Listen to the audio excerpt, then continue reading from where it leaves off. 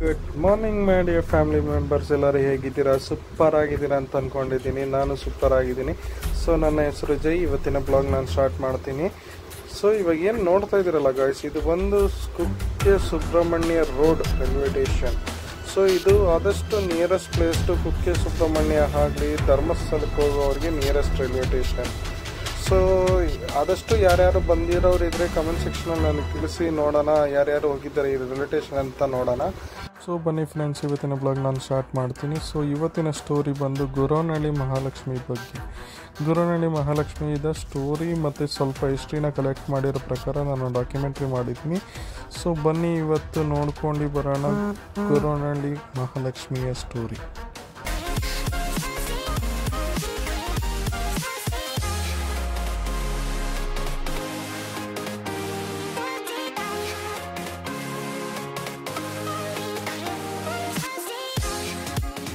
ಶ್ರೀ ಗೊರವನಹಳ್ಳಿ ಮಹಾಲಕ್ಷ್ಮಿ ದೇವಿ ದೇವಸ್ಥಾನವು ಕರ್ನಾಟಕದ ತುಮಕೂರು ಜಿಲ್ಲೆಯ ಕೊರಟಗೆರೆ ತಾಲೂಕಿನ ಗೊರವನಹಳ್ಳಿ ಎಂಬ ಊರಲ್ಲಿ ಸ್ಥಿತವಾಗಿದೆ.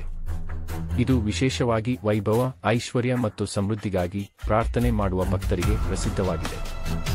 ದೇವಾಲಯದ ಪೌರಾಣಿಕ ಕಥೆ. ಈ ದೇವಾಲಯದ ಇತಿಹಾಸ 1900ರ ದಶಕಕ್ಕೆ ಸಂಬಂಧಿಸಿದೆ. ಗೊರವನಹಳ್ಳಿಯಲ್ಲಿದ್ದ ಕಾಮೇಶ್ವರ ಶಾಸ್ತ್ರಿಗಳು ಎಂಬ ಧಾರ್ಮಿಕ ವ್ಯಕ್ತಿಗೆ ಮಹಾಲಕ್ಷ್ಮೀ ದೇವಿಯ ಪ್ರತ್ಯಕ್ಷ ಅನುಗ್ರಹ ಪ್ರಾಪ್ತಿಯಾಯಿತು. ಅವರ ಭಕ್ತಿ ನಿಷ್ಠೆಯಿಂದ ದೇವಿ ಇಲ್ಲಿ ವಾಸ್ತವ ರೂಪದಲ್ಲಿ ಪ್ರತಿಷ್ಠಾಪಿತಲಾಗಿದ್ದಾಳೆ ಎಂದು ಹೇಳಲಾಗುತ್ತದೆ.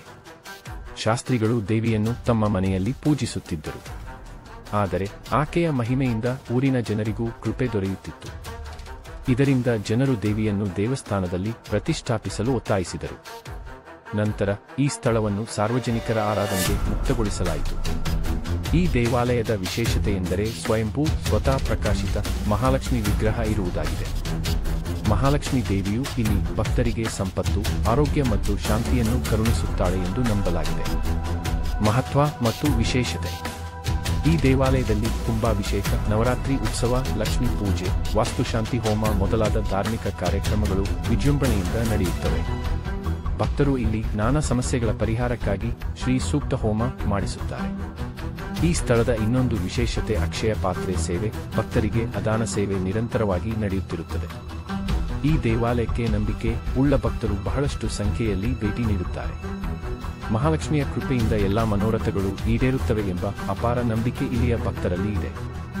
ನೀವು ಈ ದೇವಾಲಯಕ್ಕೆ ಭೇಟಿ ನೀಡಲು ಆಲೋಚಿಸುತ್ತಿದ್ದರೆ ಶ್ರದ್ಧೆ ಮತ್ತು ಭಕ್ತಿಯೊಂದಿಗೆ ಹೋಗಿ ಮಹಾಲಕ್ಷ್ಮಿಯ ಅನುಗ್ರಹವನ್ನು ಪಡೆದುಕೊಳ್ಳಬಹುದು. ಶ್ರೀ ಗೊರವನಹಳ್ಳಿ ಮಹಾಲಕ್ಷ್ಮೀ ದೇವಿ ದೇವಸ್ಥಾನದ ಇತಿಹಾಸ ಹಾಗೂ ಮಹಿಮೆ. ಗೊರವನಹಳ್ಳಿ ಗ್ರಾಮ ಕರ್ನಾಟಕದ ತುಮಕೂರು ಜಿಲ್ಲೆಯ ಕೊರಟಗೆರೆ ತಾಲೂಕಿನಲ್ಲಿ ಪ್ರಸಿದ್ಧ ಪುಣ್ಯಕ್ಷೇತ್ರವಾಗಿದೆ. ಇಲ್ಲಿನ ಶ್ರೀ ಮಹಾಲಕ್ಷ್ಮಿ ದೇವಾಲಯ ಅಪಾರ ಐತಿಹಾಸಿಕ ಮತ್ತು ಧಾರ್ಮಿಕ ಮಹತ್ವವನ್ನು ಹೊಂದಿದೆ. ಈ ದೇವಾಲಯದಲ್ಲಿ ಪೂಜಿಸಲಾದ ಮಹಾಲಕ್ಷ್ಮಿ ದೇವಿಯು ಭಕ್ತರಿಗೆ ಸಂಪತ್ತು, ಸಮೃದ್ಧಿ, ಆರೋಗ್ಯ ಮತ್ತು ಐಶ್ವರ್ಯ ನೀಡುವ ಕೃಪಾಳು ದೇವಿಯಾಗಿ ಪೂಜಿಸಲ್ಪಡುತ್ತಾಳೆ. ದೇವಾಲಯದ ಪೌರಾಣಿಕ ಹಾಗೂ ಐತಿಹಾಸಿಕ ಹಿನ್ನೆಲೆ. 1900ರ ದಶಕದಲ್ಲಿ ಈ ಸ್ಥಳದಲ್ಲಿ ಕಾಮೇಶ್ವರ ಶಾಸ್ತ್ರಿಗಳು ಎಂಬ ಧರ್ಮನಿಷ್ಠ ವ್ಯಕ್ತಿ ವಾಸಿಸುತ್ತಿದ್ದರು. ಶಾಸ್ತ್ರಿಗಳು ಭಗವಂತನ ಭಕ್ತರು ಹಾಗೂ ಅವರು ಧಾರ್ಮಿಕ ಚಟುವಟಿಕೆಗಳಲ್ಲಿ ನಿರತರಾಗಿದ್ದರು. ಇದೇ ಸಮಯದಲ್ಲಿ ಗೊರವನಹಳ್ಳಿಯಲ್ಲಿ ಒಂದು ಅದ್ಭುತ ಘಟನೆ ನಡೆಯಿತು. ಶಾಸ್ತ್ರಿಗಳು ತಮ್ಮ ಮನೆಯಲ್ಲಿ ಮಹಾಲಕ್ಷ್ಮೀ ದೇವಿಯ ಪುಟ್ಟ ವಿಗ್ರಹವನ್ನು ಪ್ರತಿಷ್ಠಾಪಿಸಿ ನಿತ್ಯ ಪೂಜೆ ಮಾಡುತ್ತಿದ್ದರು. ಒಂದು ದಿನ ಈ ವಿಗ್ರಹದಿಂದ ತಕ್ಷಣವೇ ಪ್ರಭೆ, ಪ್ರಕಾಶ ಉಗಮಿಸಿತು ಮತ್ತು ಅಸಾಧಾರಣ ಶಕ್ತಿ ವ್ಯಾಪಿಸಿದೆ. ಭಕ್ತರು ಇದನ್ನು ದೇವಿಯ ಮಹಿಮೆಯ ಸಂಕೇತವೆಂದು ಭಾವಿಸಿದರು. ಈ ದಿವ್ಯ ಘಟನೆಯ ನಂತರ ಶಾಸ್ತ್ರಿಗಳು ಮಹಾಲಕ್ಷ್ಮೀ ದೇವಿಯನ್ನು ಪ್ರತಿಷ್ಠಾಪಿಸಲು ತೀರ್ಮಾನಿಸಿದರು. ತದನಂತರ 1910ರಲ್ಲಿ ಗೊರವನಹಳ್ಳಿಯಲ್ಲಿಯೇ ಈ ದೇವಾಲಯವನ್ನು ಸ್ಥಾಪಿಸಿದರು. ಮಹಾಲಕ್ಷ್ಮೀ ದೇವಿಯ ವೈಶಿಷ್ಟ್ಯಗಳು. 1. ಸ್ವಯಂಭೂ ವಿಗ್ರಹ. ಗೊರವನಹಳ್ಳಿಯ ಮಹಾಲಕ್ಷ್ಮೀ ದೇವಿಯ ವಿಗ್ರಹವು ಸ್ವತಃ ಪ್ರತ್ಯಕ್ಷಗೊಂಡ ಸ್ವಯಂಭೂ ವಿಗ್ರಹವಾಗಿದೆ ಎಂದು ನಂಬಲಾಗಿದೆ. 2. ಸಂಪತ್ತು ಮತ್ತು ಸಮೃದ್ಧಿಯ ದೇವಿ. ಈ ದೇವಾಲಯಕ್ಕೆ ಬರುವ ಭಕ್ತರು ವೈಯಕ್ತಿಕ ಮತ್ತು ವ್ಯಾಪಾರ ಜೀವನದಲ್ಲಿ ಸಮೃದ್ಧಿಗಾಗಿ ಪ್ರಾರ್ಥಿಸುತ್ತಾರೆ. 3. ಕುಂಭಾಭಿಷೇಕ ಮತ್ತು ವಿಶೇಷ ಪೂಜೆಗಳು. ಪ್ರತಿ ವರ್ಷ ನವರಾತ್ರಿ, ಆಷಾಢ ಮಾಸದಲ್ಲಿ ವಿಶೇಷ ಪೂಜೆಗಳು, ಮಹಾಪೂಜೆಗಳು ಮತ್ತು ಹೋಮಹವನಗಳು ನೆರವೇರಿಸುತ್ತಾರೆ. 4. ಅಕ್ಷಯ ಪಾತ್ರೆ ಸೇವೆ.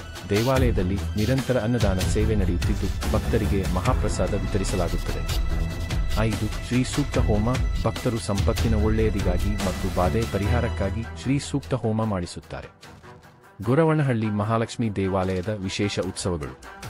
ನವರಾತ್ರಿ ಉತ್ಸವ. ಈ ಹಬ್ಬದ ಸಮಯದಲ್ಲಿ ದೊಡ್ಡ ಮಟ್ಟದಲ್ಲಿ ನವರಾತ್ರಿ ಪೂಜೆ, ಮಹಾಅಲಂಕಾರ, ಮಂಗಳಾರತಿ, ಹರಿಕತೆ, ಭಜನೆಗಳು ನಡೆಯುತ್ತವೆ.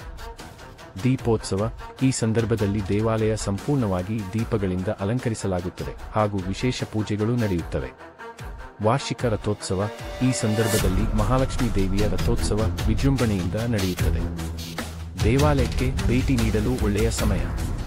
ನವರಾತ್ರಿ ಹಬ್ಬದ ಸಮಯದಲ್ಲಿ ದೇವಸ್ಥಾನವು ವಿಶೇಷ ಅಲಂಕಾರದಿಂದ ಅಂದಗೊಳಿಸಲಾಗುತ್ತದೆ. ಶ್ರಾವಣ ಮಾಸದಲ್ಲಿ ವಿಶೇಷ ಪೂಜೆಗಳು ನಡೆಯುತ್ತವೆ. ಪ್ರತಿ ಶುಕ್ರವಾರ ಲಕ್ಷ್ಮೀ ದೇವಿಯ ವಿಶೇಷ ಪೂಜಾ ಸೇವೆ ನಡೆಯುತ್ತದೆ. ಗೊರವನಹಳ್ಳಿ ದೇವಾಲಯಕ್ಕೆ ಹೇಗೆ ಹೋಗಬಹುದು? ಹತ್ತಿರದ ನಗರ. ಬೆಂಗಳೂರಿನಿಂದ ಗೊರವನಹಳ್ಳಿ ದೇವಾಲಯ 100 ಕಿಮೀ ದೂರದಲ್ಲಿದೆ. ಹತ್ತಿರದ ರೈಲು ನಿಲ್ದಾಣ ತುಮಕೂರು. ಇಲ್ಲಿ ಭಕ್ತರು ಇಳಿದು ಬಸ್ ಅಥವಾ ಟ್ಯಾಕ್ಸಿ ಮೂಲಕ ದೇವಸ್ಥಾನಕ್ಕೆ ಹೋಗಬಹುದು. ಸಾರ್ವಜನಿಕ ವಾಹನಗಳು ಬೆಂಗಳೂರು, ತುಮಕೂರು, ಕೊರಟಗೆರೆ ಇತ್ಯಾದಿ ನಗರಗಳಿಂದ ಬಸ್ ಸೇವೆ ಲಭ್ಯವಿದೆ.